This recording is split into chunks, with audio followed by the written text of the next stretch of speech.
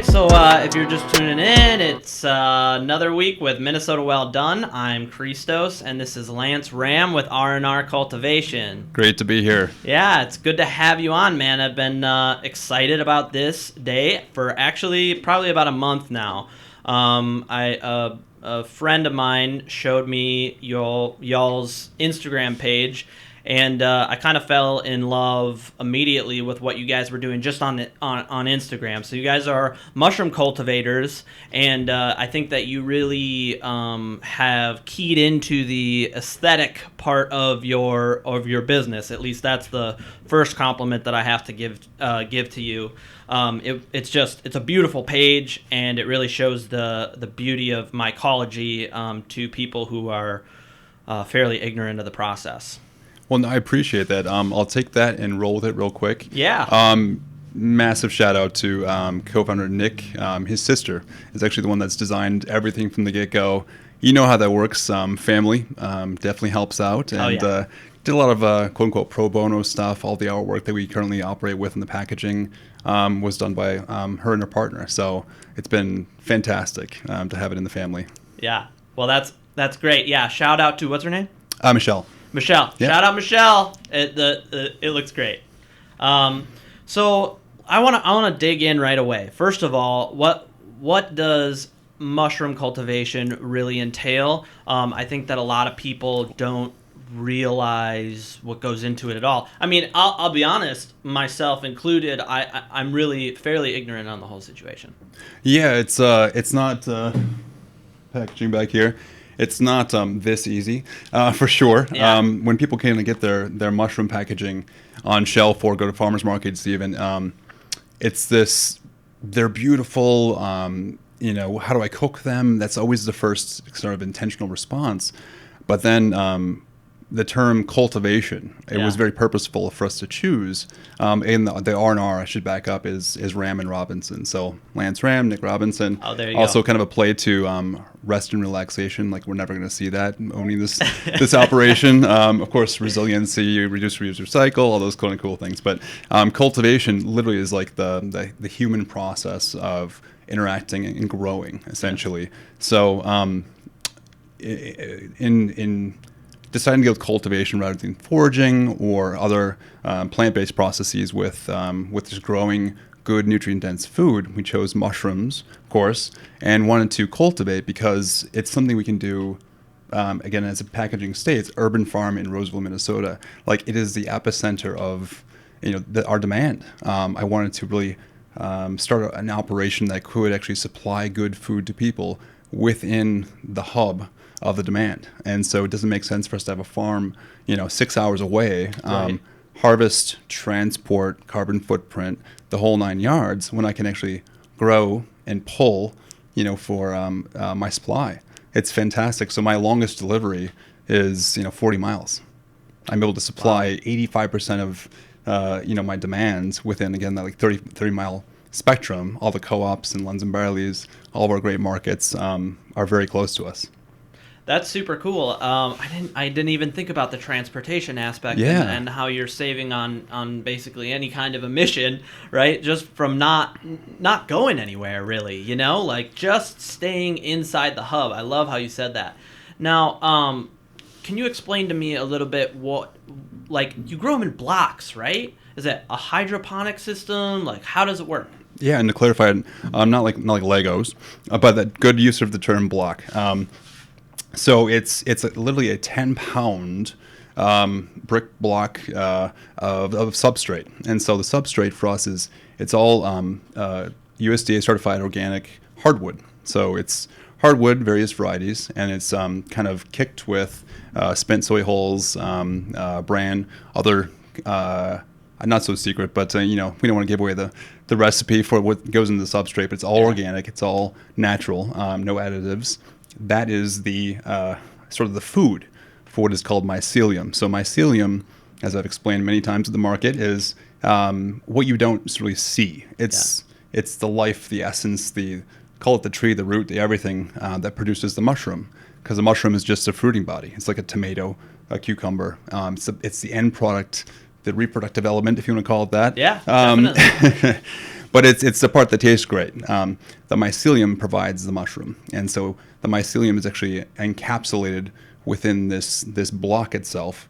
We provide it the food. It eats through it for a little while, about 2 weeks to about a month, and then it's ready to kind of come out. Envision a mushroom on a tree, if you've seen that. It's the same thing as like a big tree, essentially. We open up the actual block, the bag, and it fruits. We can do it that way, and we have our sort of vertical farm, as you would call it, shelving within these grows that we build.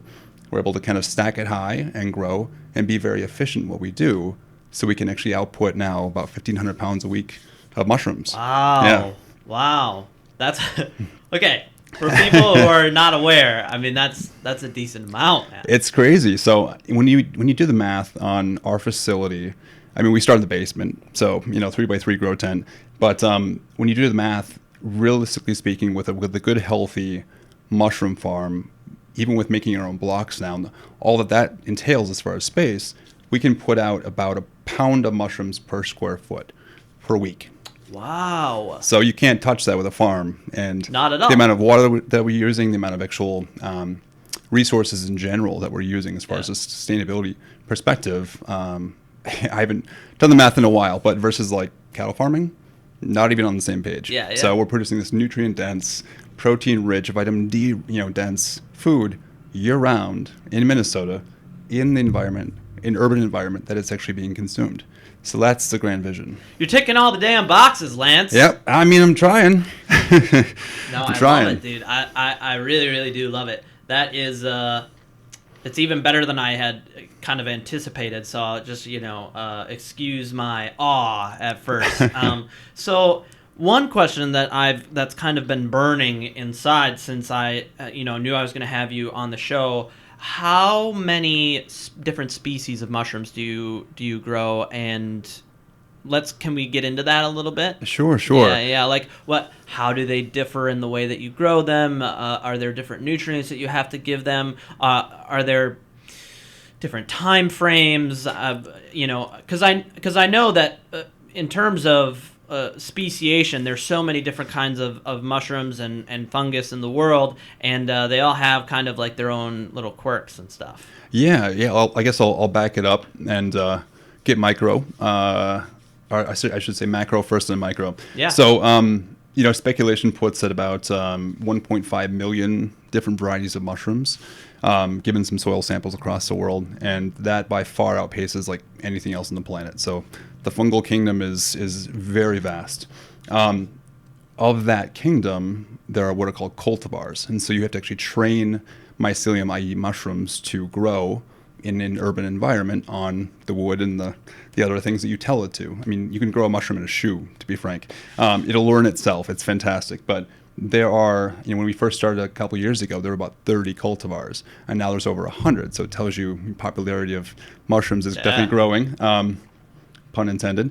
And so what we do is we looked at first for the ones that were the most resilient, that were the most in demand, and what others had grown when we were first starting out. And we settled on about 8 species of mushrooms to kind of fill that demand, and also, to be frank, to be able to grow them efficiently, effectively, and not, lose out on a lot of revenue and mistakes, that kind of thing. Yeah. We grow oysters across the board. So blue oysters, golden oysters, we grow pink oysters, black pearl oysters, king trumpet oysters, to name a few. And they're just more meaty, they're more resilient. Yeah. I guess let's use the word, the inoculation and colonization time is much better. It's about 2 weeks. So they turn around from when you actually put the spawn through the actual substrate. Yeah. They colonize, and then they sit in the shelf, and you put them in the grows, and they grow very effectively and efficiently. They taste great, protein rich, all those check boxes. The nuanced ones that we grow very well are lion's mane, chestnuts, piopinos, and you caught us at the right time. We're actually expanding now too, to offer different varieties. So right now, shiitakes are the name of the game. Everyone loves shiitakes. So those are a fantastic mushroom. We're currently housing about 1,800 blocks of shiitakes in our grow. Wow. They take a long time to colonize, so there you go. Just tons and tons and tons of shelves of shiitakes. It's quite the sight to see. But Lunds and Barley is actually currently is rolling us out with offering different varieties too. So it's our first jump into mushrooms that we've not grown, which is weird territory. If you'd have caught me about 3 months ago, I'd been like, oh, all those other mushroom providers that just resell mushrooms, like they're not doing it legitimately. Yeah. We're growing, we're making our own blocks, all those sorts of things.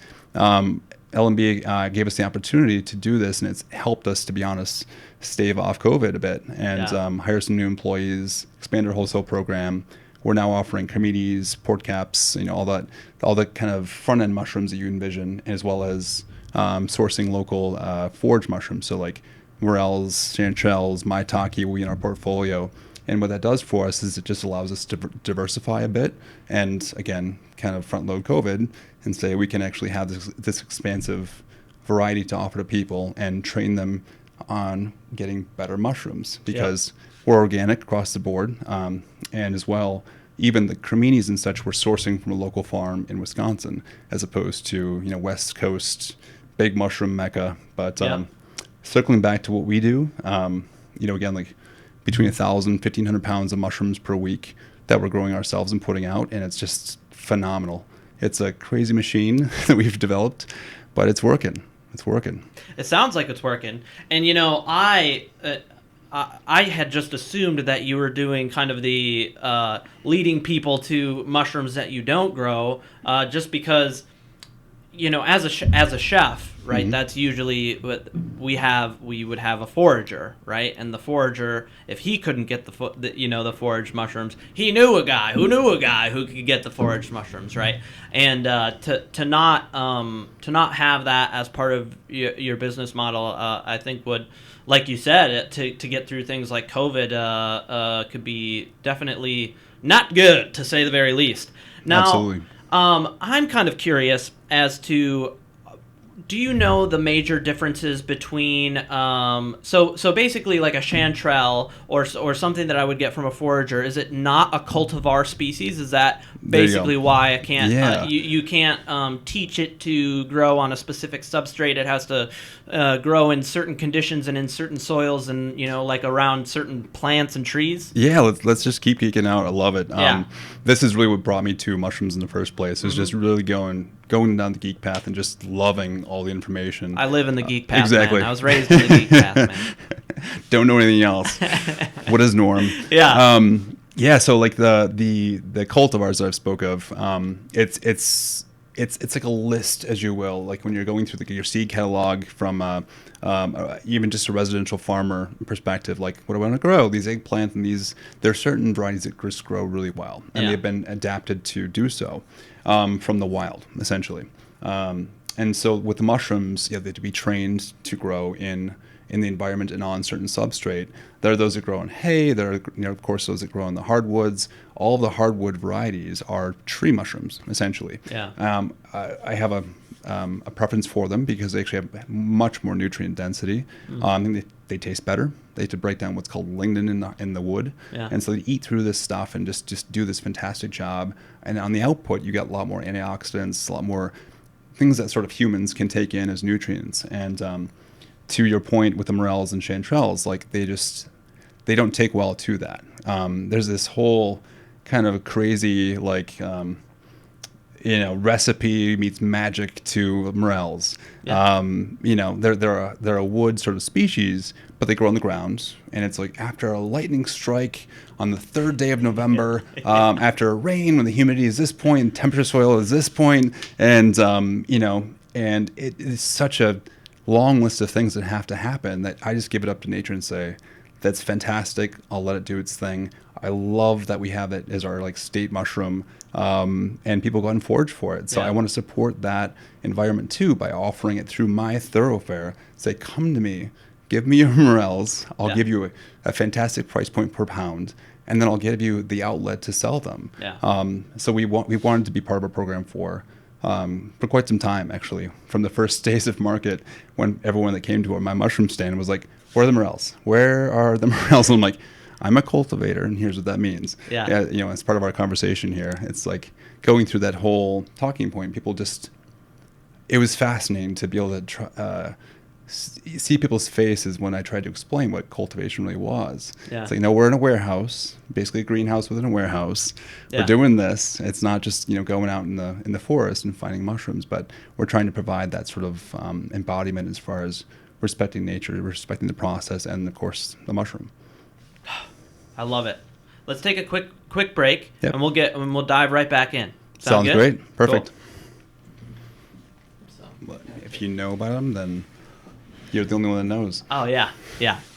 All right, so we're talking about cultivation, right? We're talking about you know where you bring your mushrooms to, and kind of some of the questions that you've been getting around your mushrooms, right? Sure. And questions that I have, and some of the questions that I'm a little bit more educated on the subject. For one, because this is, you know, I also have been bit by definitely the fungus bug, right? And you could say the mushroom bug, but I've also been a chef for quite a while. And so these are often things that you experience the problems of people who actually try to, you know, like I've had people who try to cultivate morels, right? And they had to grow them in some kind of sandy soil. So then when you finally get them, you know, you bite into a morel that you've cooked in brown butter, and it's just like, you know. Yep. And so there's all kinds of issues like that. Now, when luckily I haven't had to explain those problems to, you know, everybody and anybody on the street, because,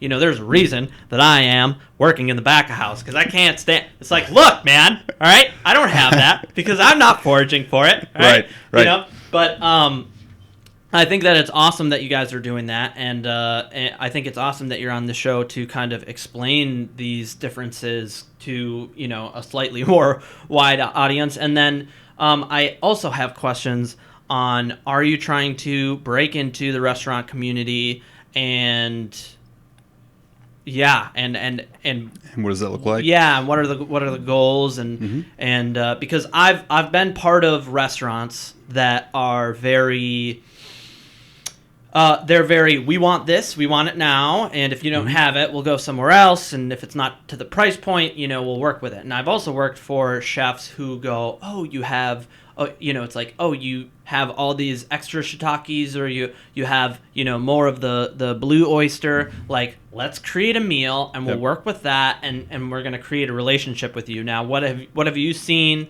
and what's your take on that? What's your goals? Yeah. I'd say, you know, scene-wise, to walk it back a bit, business model when we launched, farm model, was grow, go out and sell. I mean, again, first time coming out of a basement, going with the first like 9 pounds of oysters, as, you know, proud papas of our little children. I bet, they exactly. Sold, I mean, it sold like in an hour and a half. It was like, it was just nuts. And Yeah. to see that kind of demand pull from the basement again, we were happy to have like a fruiting of mushrooms.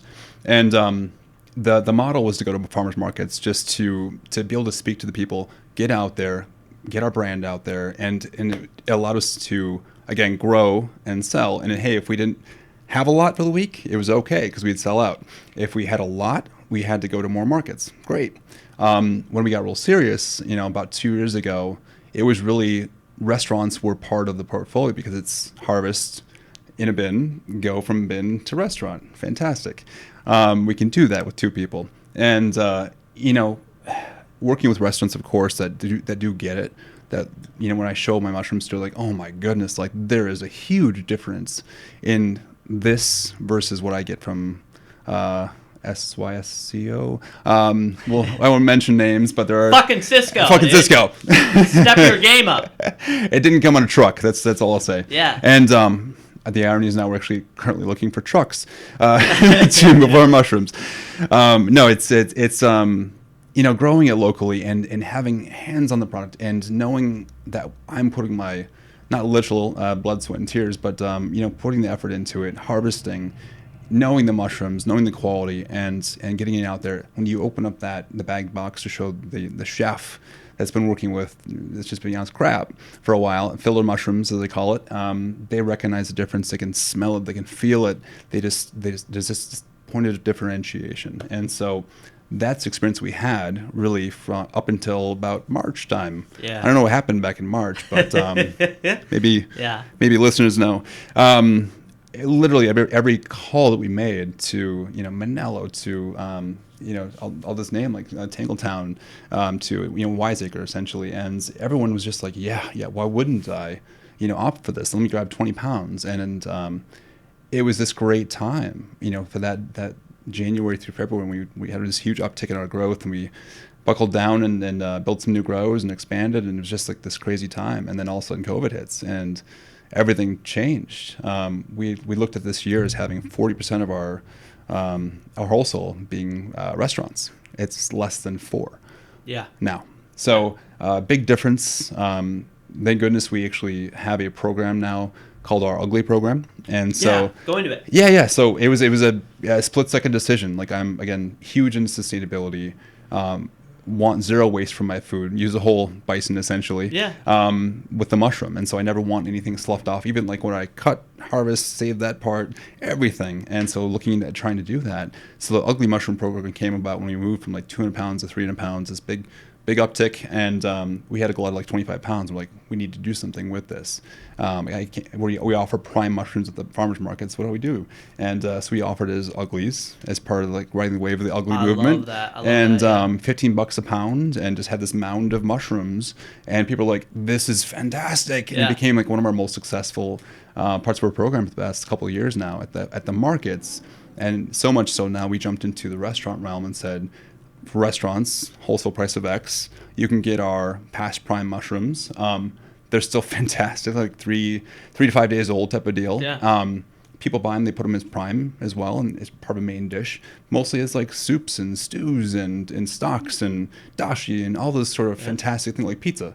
You don't need a fantastic looking mushroom to go on pizza. You're gonna cut it up and use it, in 30 minutes. So that has become a great outlet for us, and but it's the only thing that's really keeping steady with restaurants. Like the price point that we have, we've actually come down during COVID to accommodate for it. And with this next launch of restrictions with COVID, we're actually dropping it even more to offer it.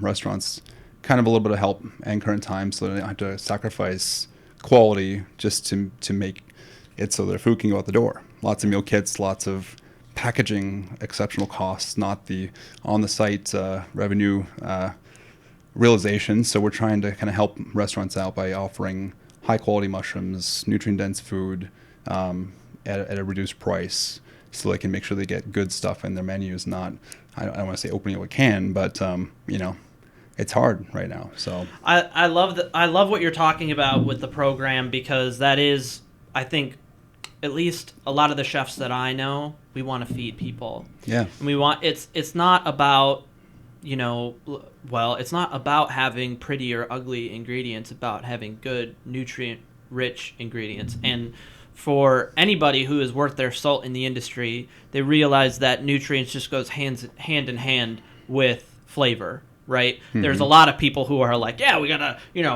shove a bunch of butter in there, shove a bunch of salt in there. Exactly. And that's, but that's not really how, at least, my circle has operated, right? And definitely the people that I have on this show have talked about, their plans for the future on how to, the last chef I had on here is, they're trying to figure out how to urbanize everything that they can, that they have a whole building now because people are, leaving left and right. And how do we feed people? How do we feed people? Not how do we do all this extraneous bullshit, to be honest with you. Right. And that sounds like everything that I was just talking about wrapped up into with a nice little bow.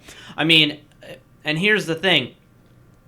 So I have the Noma Guide to Fermentation behind me, and it's like, what these are when a chef gets good ingredients, right, you become part of the cooking process. Absolutely. Right? So the cooking process is from the soil to the plate, right? And that's become kind of a buzzword, and I'm not a huge fan of buzzwords, even though I'm on a fucking podcast, right? What about substrate to the plate? Is that can we do that? Oh, I love it. I love New it. New buzzword. There we go. All right, Make a substrate t-shirt. to the plate, baby. Oh yeah, dude. Merch. Yep. Merch drop. Substrate to the plate. All right. So, but basically, you become, all the techniques that you're using to grow these delicious, nutritious ingredients are now, it's like we're now co-workers. We're now co-chefs. We're working on the same team, and we're eventually putting out, a product that is, usually I can make anything look aesthetically pleasing on a plate, right? I mean, I can take lobster bodies and turn them into a sauce that, you would never know that I'm using the slop brains of a lobster, right? Sure. And the same definitely applies for mushrooms. So what I was saying with the guide to fermentation is, like, we used to get foraged mushrooms, right? And then all of I don't even know what you would call it, the stems that were stuck in the soil, right? They're not roots, so, like, I'm not going to call them roots, but they're stuck in the soil. If you were to clean them with a brush, you would eradicate the whole thing. So, many people have pounds and pounds of waste from their mushrooms. Mm-hmm. So basically what we did is we sealed them up in bags and lacto fermented them, and then used that lacto fermentation, basically the acetic or the lactic acid that was created along with the other organic material that was digested along with the mushroom, we used it in vinegars, we used it in risottos, we used it in sauces. And so you basically you take all of your waste and you turn it into product, and people went nuts for everything that we used it in. If we used it in a vinaigrette, or if we used it, like I said, in risotto, we did this vegan risotto, and it's like the lactic acid, just that specific for the mushrooms, tended to wash the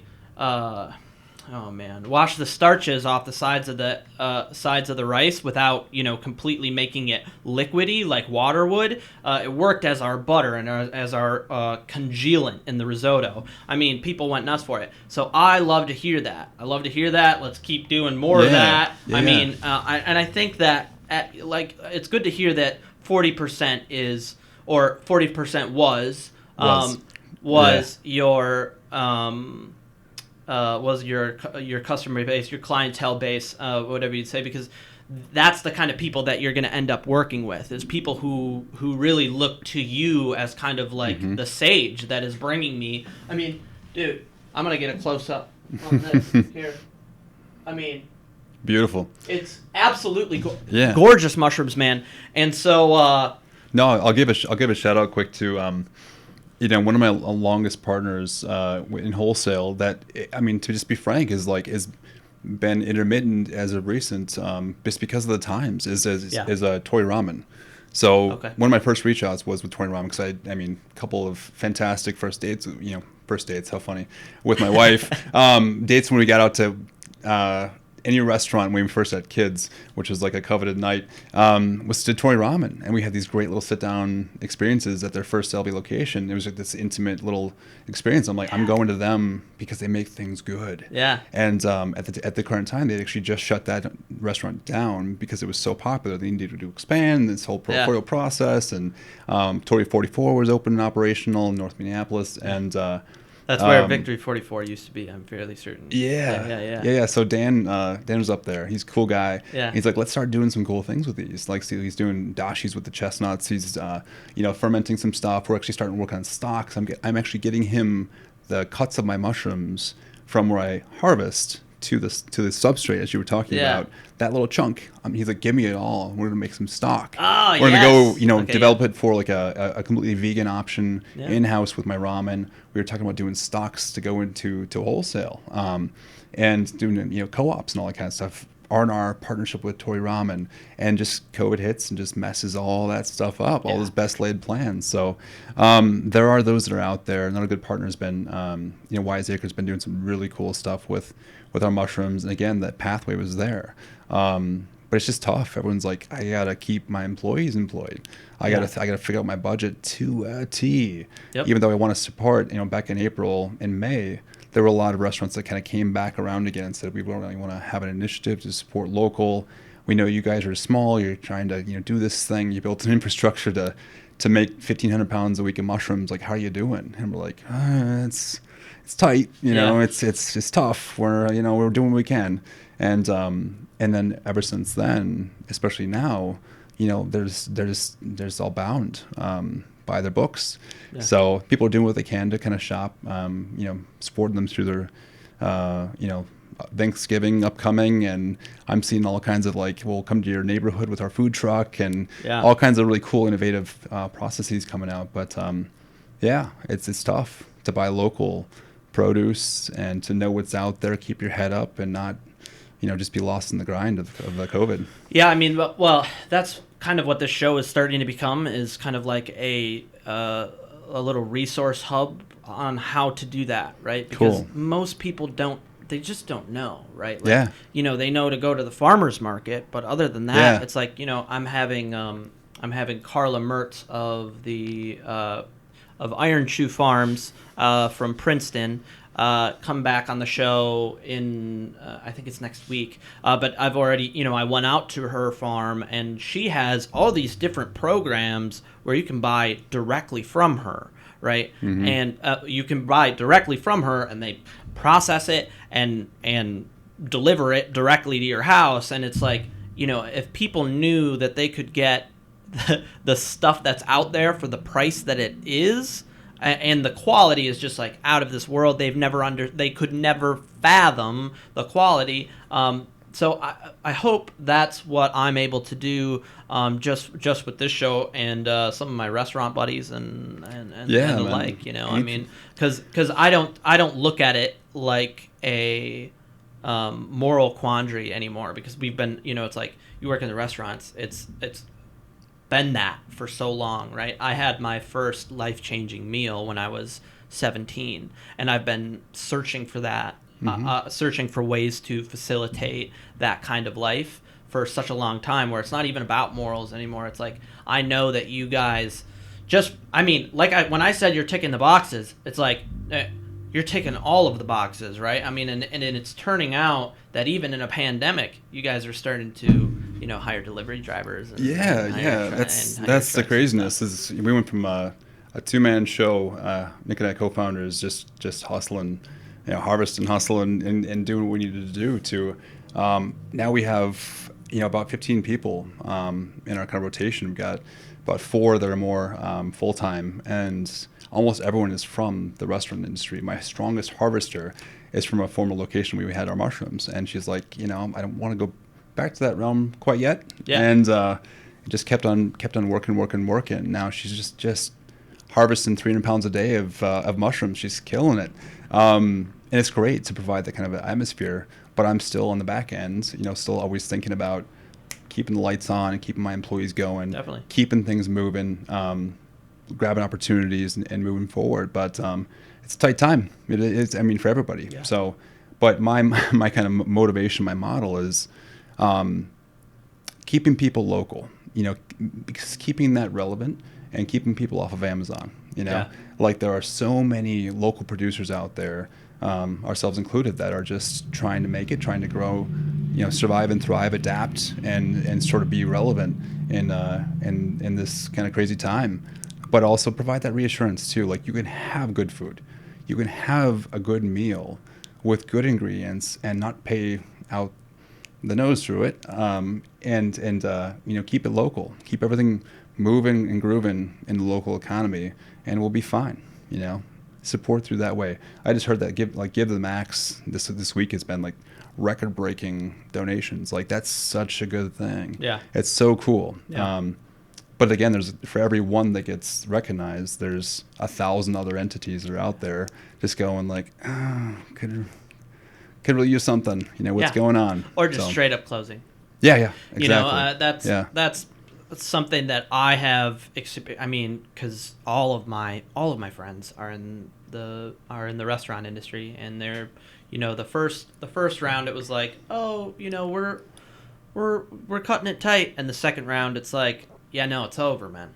It's over. I mean, in terms of margins, man, it's the restaurant business is never good restaurants. Yeah. I mean, The tough part is that the McDonald's are doing just fine. oh yeah, well they already had that grab and go model. but we don't use that even in the same terminology. You know what I'm saying? Is it restaurant? No, it's something else. Well, it's definitely not what it is, right? Right. Like in terms of what I know to be a restaurant, I don't even think of that in the same. I don't know anybody who fucking eats at McDonald's, dude. It's like, come on, man, let's go. All right, let's take a quick break. Sure. And let's get. I want to get into a little bit on what your guys' pricing is like for people. Sure. Just do like a quick ad, and then a couple just, I don't know, personal questions. Sure. Because this is definitely what I'm going into in terms of just soil. Let's do it. Soil. Let's do it. All right. www.patreon.com/Minnesota Well Done. Guys, the Patreon is kicking. There's lots of good content up there already. There's more on the way. I am doing tutorials. I am scheduling a behind-the-scenes look at a mushroom grow operation. Legal mushrooms, by the way. Yeah, so there's lots going on the Patreon, and if you're not on the Patreon, you're missing out. I have a couple different tiers set up. I would go to the link and check it out. Thank you so much, guys.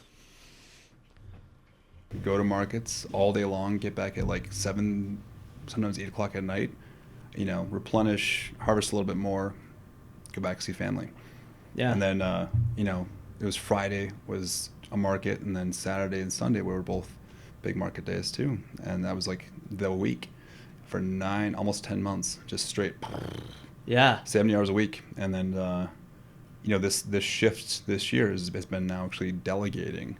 And so it's interesting with COVID, like everyone sort of gets centralized, they get kind of hubbed out. Yeah. Most people have a very different experience than I have had, I guess, and Nick has had, and others in our employ have had since March, where I go to work every day. I've been busier since COVID. I was building our new grows, right when COVID hit, to expand from 300 pounds a week to 1,200 pounds a week, Yeah. And it's just craziness. And to be able to now kind of get out there and speak, is something I don't get to do all that often. So it's fun. Yeah. It's nice time. Well, I'm glad that I can facilitate it. Yeah, absolutely. Because the shit is just it's what it's all about. I mean, I don't like buzzwords. I mean, I really do appreciate what you guys are doing. Yeah. I think that in terms of like any kind of urban farming, Mm-hmm. right? This is the way to go, right? Like you said, they're nutrient packed. They don't need sunlight. You know what I mean? Like it just makes sense. And to be honest, it can't, not to go on a diatribe here, but like that's why it came into fruition. I mean, it's why it came to be. I was deeply. I think we discussed this before coming online here, but getting into the soil, getting into the land, I was bitten by the sustainability bug. Everyone, I think at first when they learn about the way the world works, really, and pull back the consumer, curtain, start doing some sourcing and looking around globally, and you're like, oh my goodness, what is going on? Yeah. Especially in America. You kind of want to go like to some developing region and just help them develop, like build a house, like build a hospital, like figure out the irrigation system, figure out how to make things better. So you feel kind of indebted to the world once you realize how it really works. And so, of course, then you take what you're good at, your skill set, what you've done thus far, and you try and funnel that into doing more good, and then just with the two hands. And for me, I guess that I found that pathway in farming. First, I found aquaponics. Went back to school, got my business degree at St. Thomas, got with some geeks at St. Thomas, got into aquaponics, like really learned how to kind of grow in an urban setting. Quick question there. aside. So did you Let's go. did you get a minor in aquaponics and then a minor in business, or how did that, or No, did you, was it not all even- business and yeah, then just aquaponics on the side, and that's what you went into? Yeah, Just curious. Yeah, so I was about 22, so I'll date myself here, about 15 years ago. Yeah. I was doing graphic design, so I was an artist.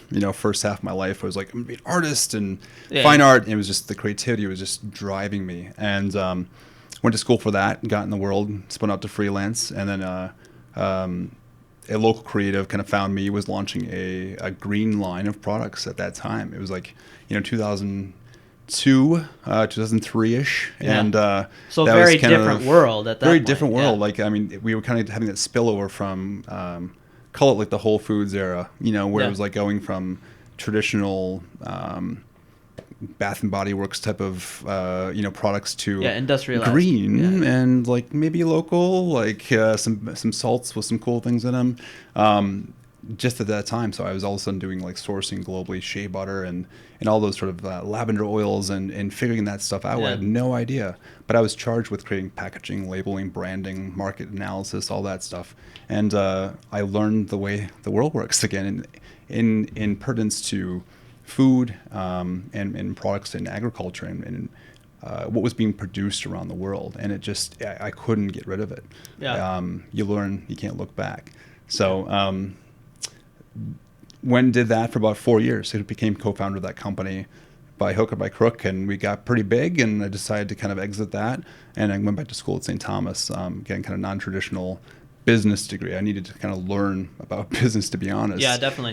Doing graphic design and such. God so. knows I do too, man. I'm just like fully Law, ignorant. all Yeah. that kind of stuff, investors and finance and all that. So back to school, St. Thomas, 2011 through 2014, and got into aquaponics, but didn't have a formal degree at that time in that facet. I got into sustainability hard there, helped kind of manage that part of the school system there. Geeked out with a lot of people, just loved it. Totally, just co-op was my focus. I'll just sum it up like that. But the urban farming piece of it came to me in like 2010 or so, and just was like, this makes sense. Like hubbing out systems, like you have a demand in a localized area. Why not just produce in that area? Yeah. And supply to that demand, a push and pull, kind of lean operation type of thinking. Minimal waste, minimal carbon footprint, and always getting fresh ingredients right to those people that want the fresh ingredients. Makes sense. Yeah. Instead of shipping things 1,500 miles to get to a grocery store and sit in the shelf unripened and all that kind of good stuff that we've been used to for 50, 60 years now. And got with an aquaponics firm. Had a couple of my kids, and was kind of working from home.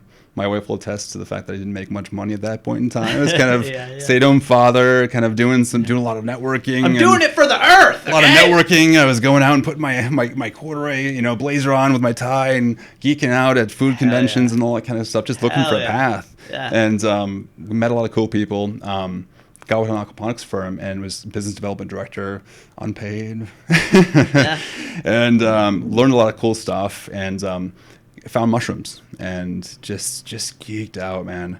Just every night when I could put the kids to bed, I'm like up until midnight, just looking at podcasts, looking at what people are doing. And went to my buddy Nick, best friend, 10 years.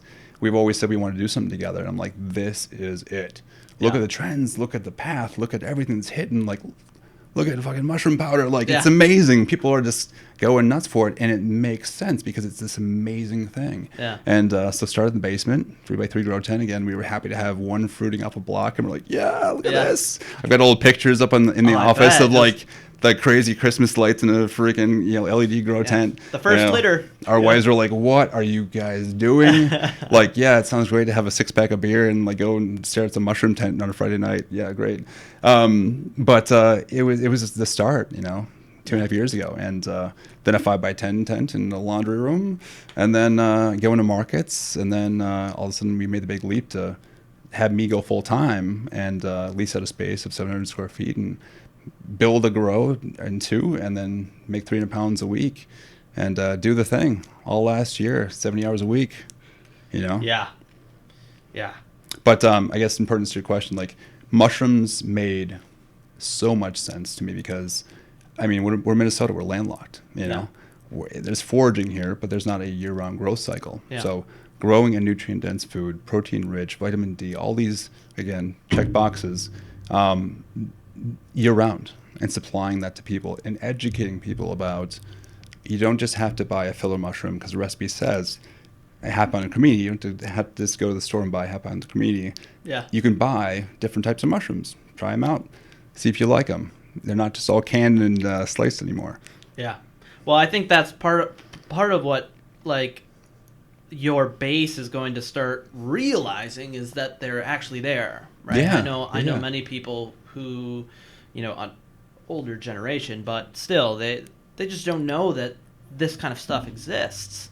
You know, it was it used to be a thing of the past, or I'm sorry, something very far in the future, right? Sure. Like what do you mean? How are you going to do that? It's like when you say we live in Minnesota, it used to be, okay, we'll start baking and start fermenting and pickle a bunch of shit. Yep. Or, import. I mean, let's just be honest. Like, yeah. I love a good avocado too, and bananas. I mean, my goodness, I eat a lot per week, but I'm like, it pains me to do so in a lot of ways because I'm like, I know how far this thing traveled, yeah, and I know the process, and I know what's going on here. So right, and the entire political structure that's been built around it in terms of like anything from South America. You just look at the millions of people over the last 70 to 250 years of just, I mean, true pain.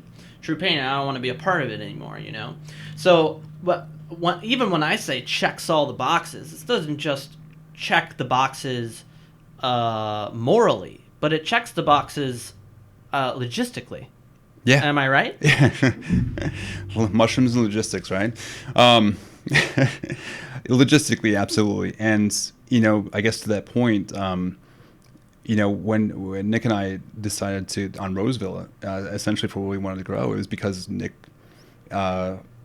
just bought his house in Roseville, first house, just had his first kid. I was living in Macroveland, still do. And so I'm like, if we're going to commit to 65 hours a week, 70 hours a week, we're going to be 10 minutes from home. Or else our wives are going to kill us. So it was just that sort of that positioning. And then all of a sudden it made sense from a perspective of, we did analysis and ran data on like, where are people buying mushrooms and where are all the grocery stores and where are all the farmers markets. Yeah. And that it just made complete sense. Everything we came back with was, this is our demand epicenter.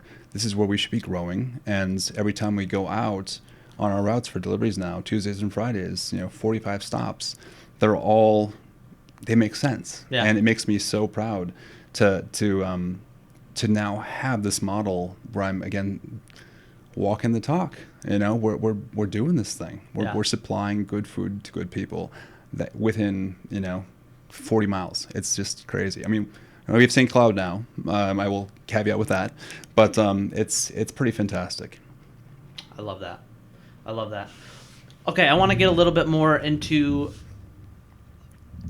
what do you love about mushrooms? Like, what do you love about them? Yeah. Because okay, so I brought up a little bit about fermentation, right? And I'm going to be, I think technically the title that I'll get will be environmental microbiologist, right? Sure. But like there is some kind of arcane magical feeling when you watch something that grows on the micro scale, when you watch it grow, when you watch it eat, when you watch it create something out of nothing, and it's not something that you can see with the naked eye. There's something magical about it, right? Or am I just that guy? No. I mean, I hope that more people are becoming that guy, that gal. And I think it's been expressed in the past year or so with Fantastic Fungi. I mean, like everyone's like, "Have you seen the documentary?" And it's such a tip of the iceberg type of a documentary, of a film. I mean, Paul Stamets, fantastic, godfather of mushrooms. Definitely read a lot of his books early on, and of course still follow him. But people don't really get it. I mean, I would just geek out hard at the first days of farmers markets, and just spend like 7 minutes talking with someone. Then by the end they'd be like, "Oh my goodness!" Yeah. Like, even my own mother, showing her certain things, and she's like, "Oh, whoa!" Yeah. But the basic element is that all mushrooms are mycelium. Yeah. but not all mycelium, of course, is mushroom. So it's this interesting dialogue to have with people where it's like, take what you know about mushrooms, this element that you see in front of you, much akin to a tomato or cucumber, all those sort of things, right, and just back it up and understand that there's millions and millions and millions of pounds in acreages of this mycelium, this network of this fantastic element that runs through the entire world and has done so since like the birth of the world. Yeah. It's one of the oldest, recorded elements. It's the oldest fossil in history. I mean, they found one of those cavemen essentially that was preserved carrying mushrooms in his little pouch as a anti-inflammatory agent and a gut health agent. And I'm like, it's just this fantastic element. And when you learn about how it works, I mean, they shot it into space. And they brought it back, they brought it down to Earth, and they fruited mushrooms. It's like, it's just nuts. Elementally, I think it can be respected from most people's perspective. Yeah, from the culinary perspective, it's fantastic. It's a great meat replacement. It has all those antioxidants and, the touch points almost very similar to meat in that category. So it's fantastic gourmet. But from an agricultural standpoint, from a worldly standpoint, it is one of the only things that can actually take the energy from dead, dying, decaying, translate it, and become upfed into the world as an energy that can be utilized for growth. Yeah. Well, and what a lot of people don't understand is that it's not just food for us, right? So like when you start to learn about the microbiome of the soil, you start to learn that many plants can't grow without the mycelium the fungus. there. And then they start to create relationships with the fungus to do things like trade nitrogen and so like and sugars and so like one of the big problems with pumping your fields full of nitrogen, and there's a lot of problems, right? But let's just just for this focus is you cut off that relationship between the roots and the mycelium, and then they no longer know how to have their little plant root markets. You know what I'm saying? So it's elemental on the scale of everything needs fungus to grow. It's an integral part to pretty much every ecosystem that that has plants in it, right? Yep. So everything. Yeah, absolutely. And to your point, there's a not rational, but I guess a monetary reason why there was antifungal agents within fertilizers for such a long time. Because why would you not, if you're Monsanto and others, put that in there? So you're controlling the territory. You've got Terminator seeds. You've got all these elements that make what you're supplying to the farmer. This seed proprietary for the first time ever in the world. You've got this patent on a seed because it goes in. You sell it to a farmer. It does its thing one time and it self-terminates instead of germinates. And they take the ability for that seed to interact with the fungus. So they put all the elements that's needed in this little capsule to be sold as a product, essentially. And you take out the fungal element of it because that's natural. Why would we want that? All the good stuff that soil does, that the earth does, that water does to that plant has been sort of taken away from the earth so you can commoditize it. Wow. I didn't know that. Yeah. I just thought it was because they put the nitrogen in the soil, the mycelium was like, peace. I didn't know that. No, they've put antifungal agents in it too. Wow. To kind of own that whole process. Dude. Wow. Yep.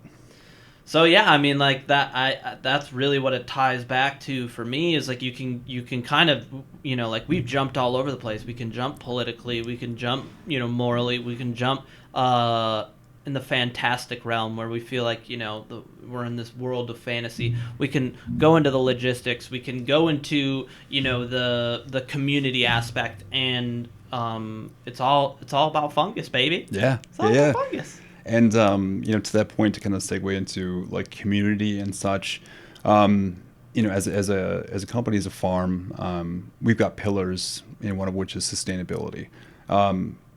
The irony is as a business, like you can't be a sustainable business and enact all of your sustainability principles right away. Yeah. If I held myself to all the things that I wanted to do within sustainability, I would have made it 6 months, because it's just too expensive. Yeah. So things like compostable packaging, like our tills are compostable. Our film and a sticker is not quite yet. We're working on it, but price point wise, we just couldn't afford it right now. Yeah. And to that point, like making our own blocks, we couldn't do that for 2 years. We had to buy and fruit blocks to learn how to do that until we could actually scale to a point where it made sense. We could actually learn it, evolve as a business, and now we actually have the we call waste, the resource that comes out of the tail end of the process after we fruit on the block a couple of times. Well, we've got this 10-pound element that's been myceliated, that's fruited mushrooms. We can't use it anymore in our process because it's not, I guess you could call it profit positive to do so. Yeah.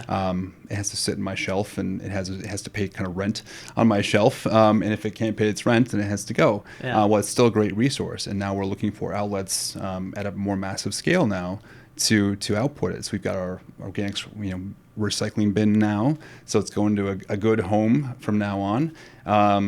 And we're looking for farms to work with. We're looking for ways to kind of recapture it, make into mushroom actual compost. Yeah. And that's what my first Yeah. thought process was. If it's been myceliated and it's kind of broken down, there's got to be a way to Yeah, and my goodness, I mean, we don't feed have. it back into the soil. I haven't had time to do some like data analytics work with the U of M and Ori, this great organization locally, but.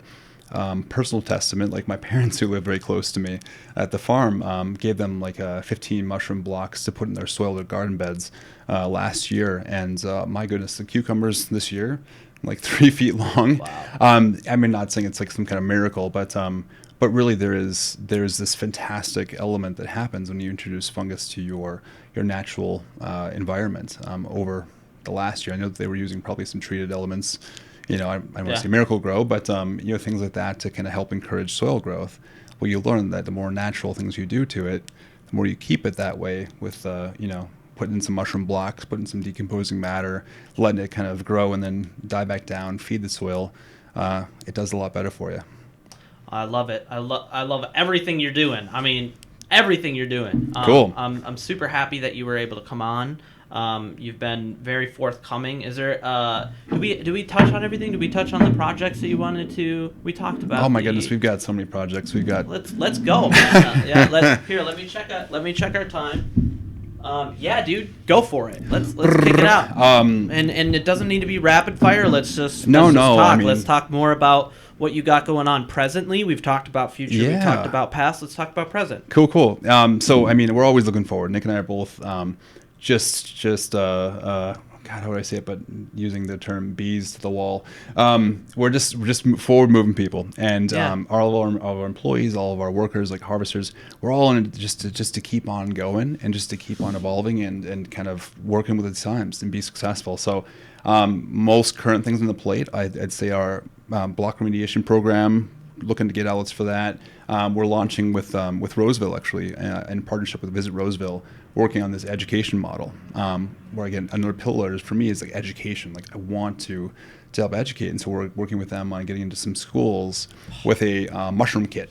So distance learning, getting them an actual mushroom kit with the block itself of mushrooms, slice it open, have a covering over it, keep the humidity up, and watch this thing grow. So like elementary age, junior high, even adults, we're looking at doing this advanced grow kit, but keeping humidity in there. I brought home one for my 6-year-old son for his birthday. We did 2 mushroom blocks, like golden oysters and king trumpets. I was actually completely surprised, to be honest, that they grew so well. I'm like, well, shoot, why don't we have these big build grows? I could just do this in a Tupperware. But it worked really well, and it kind of gave light to the model where I want to. We're working with certain schools to try and get these kits out, do Zoom meetings, meet the farmer, like say you can do this too. Like this isn't just pie in the sky. Look at a picture of a farmer and a label of cheese type of mental thinking. It's like we're here, we're doing it. A couple of dudes like just by hook or by crook and just gritting it out, making a business out of something they love. And we're a produce provider. We're farmers, man. Yeah. And we're finding a way to make it through. But like to be able to offer these kits to people that are at home right now, all winter long, just kind of doing the COVID thing. growing some fresh produce on site, like being able to buy this block and see it grow and giving them life in the middle of wintertime, and food, is pretty cool. So we're trying that out, launching with the preschools, but then also we're probably going to launch on the website in the next couple of weeks here to just offer to general public and say, here's our grow kits. You know, stop by, pick them up. We'll probably offer them at farmers markets too, and just see how they go, because it's pretty fun. Well, I think it's fun to an extent where it will probably change a lot of people's perspectives on how you eat, how you grow things, and because it's like when I talk to people about like where my journey started, often it goes back to like the kitchen, right? Where when you do a roux, right? When you mix butter and flour and you cook it, right? Mm-hmm. It blooms at one point. And when it gets to a certain point, it starts to like do a little wave, right? And it blooms. It becomes something different.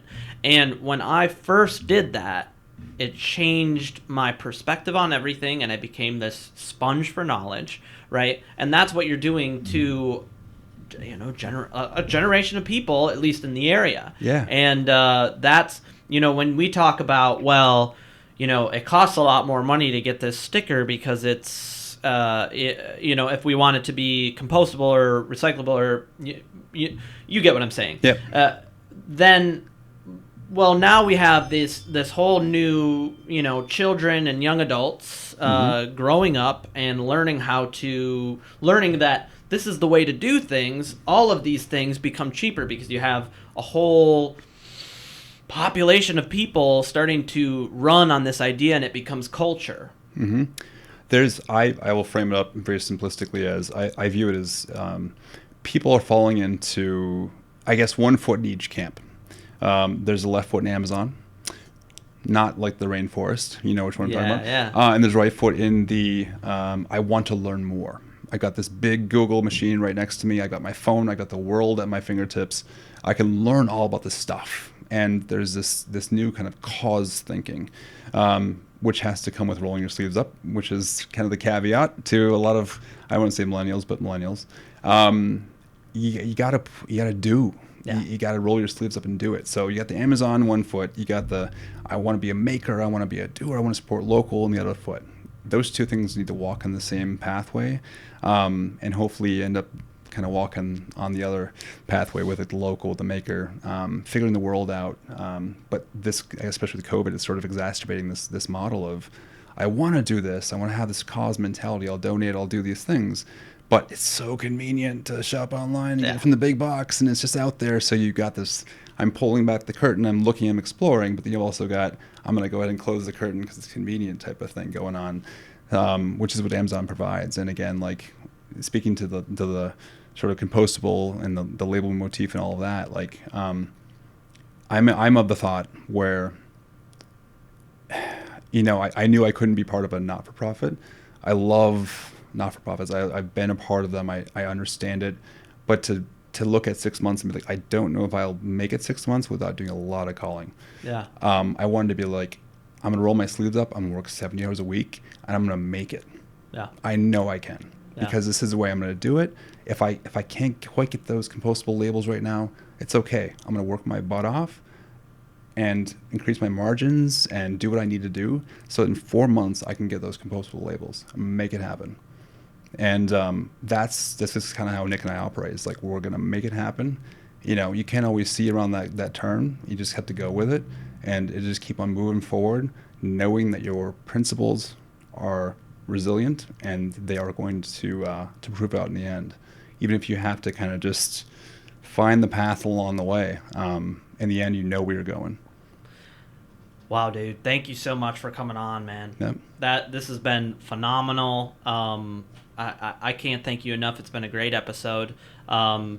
Just everybody, Lance Ram, R&R Cultivation, they're killing it. And I'm kind of awestruck right now, dude. Awesome. You're doing it. You're doing the damn thing. And I really appreciate it. Thank you. Appreciate what you're doing as well. Thank you. Like, subscribe, share. I'll see you guys next week.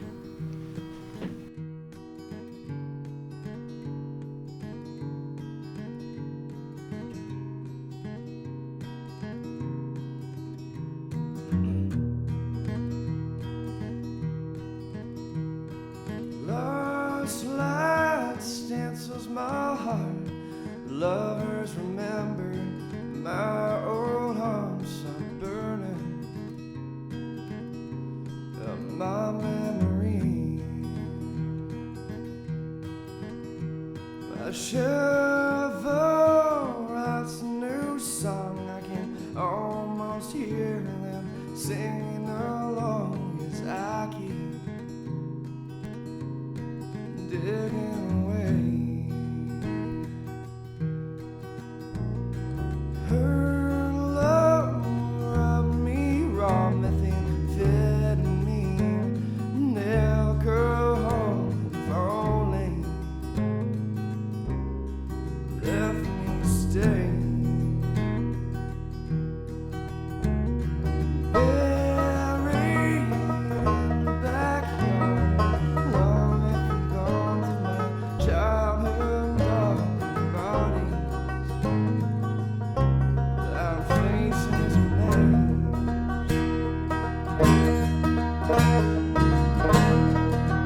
Some of them were my friends.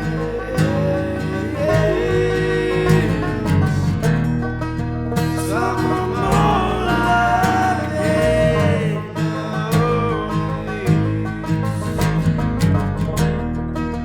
Shouldn't matter now to them.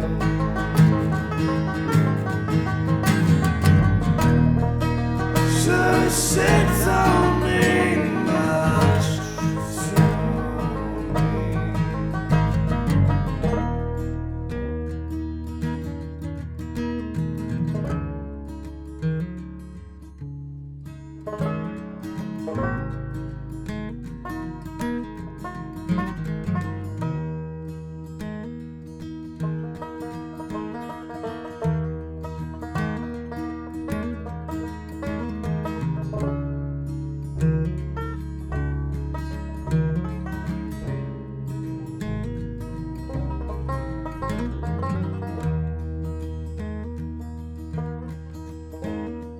Last night I took apart most everything in your garage and got myself some dollars and cents. Taken off to St. Paul, and I will surely spend it all on Hope Street, the last house on the block.